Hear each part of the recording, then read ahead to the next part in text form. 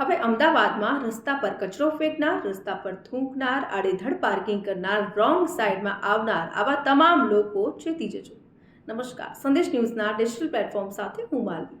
હવે અમદાવાદ મહાનગરપાલિકા દ્વારા સ્વચ્છતા જાળવવા માટે એક પહેલ કરવામાં આવી રહી છે, જેમાં એપ્રિલ મહિનામાં એક એપ્લિકેશન લોન્ચ કરવામાં આવશે, જેનું નામ છે અમદાવાદ કેમ એપ્લિકેશન, જેમાં કોઈ પણ નાગરિક આવા ફોટા અપલોડ કરી શકશે. એપ્લિકેશન ઉપર જો કોઈ ગંદકી ફેલાવી રહ્યા હોય, અથવા તો રસ્તા પર કચરો ફેંકી રહ્યા હોય, અથવા તો રોંગ સાઈડમાં આવી રહ્યા હોય, આડેધડ પાર્કિંગ કરવામાં આવી રહ્યું હોય, આવા તમામ પ્રકારના ફોટા એપ્લિકેશન પર અપલોડ કરી શકશે, જેથી કરીને એ વ્યક્તિના ઘરે તો નોટિસ જશે, દંડ પણ વસૂલવામાં આવશે વ્યક્તિ પાસેથી, પરંતુ જે વ્યક્તિએ આ ફોટા અપલોડ કર્યા હશે એ વ્યક્તિને પણ ઇનામ તો બનતા હે.